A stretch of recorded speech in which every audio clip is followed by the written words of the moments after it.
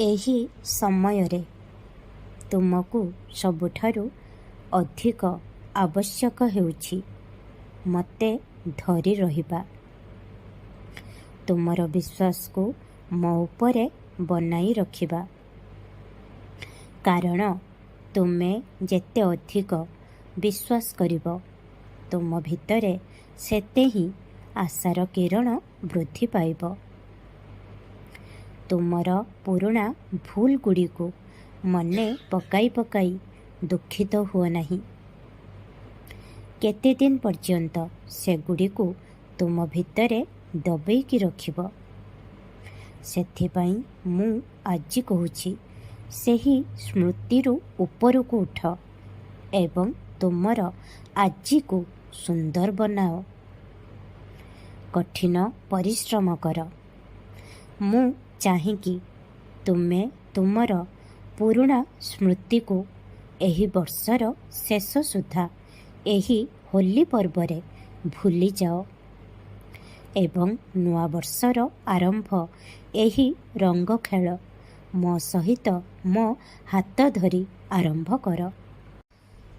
ଗତ କିଛି ମାସରୁ ମୁଁ ଦେଖି ଆସୁଛି, ତୁମେ ନିଜକୁ ଏତେ ଦୋଷୀ ମାନି ବଞ୍ଚି ଆସୁଛ ଯେ ନିଜର ପୁରୁଣା ଭୁଲଗୁଡ଼ିକ କାରଣରୁ ତୁମେ ଏହା ବୁଝିପାରୁନାହଁ ଯେ ତୁମେ ତୁମର ପଥରୁ ବିଚ୍ୟୁତ ହୋଇଯାଉଛ।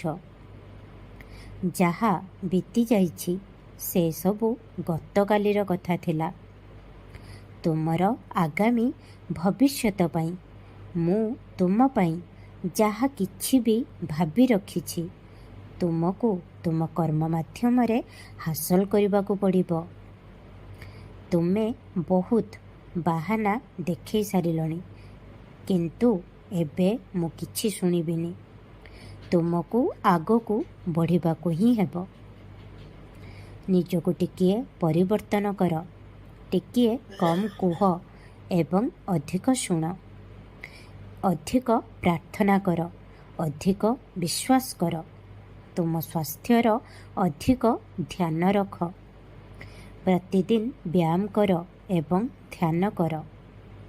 ଏହିସବୁ ଛୋଟ ଛୋଟ ପରିବର୍ତ୍ତନ ତୁମ ଭିତରେ ଆଣ ଏବଂ ତାପରେ ଦେଖିବ କିଭଳି ଭାବରେ ତୁମେ ଜୀବନରେ ପ୍ରତ୍ୟେକ କାର୍ଯ୍ୟରେ ପ୍ରଗତି ଦେଖିବାକୁ ସମର୍ଥ ହେବ।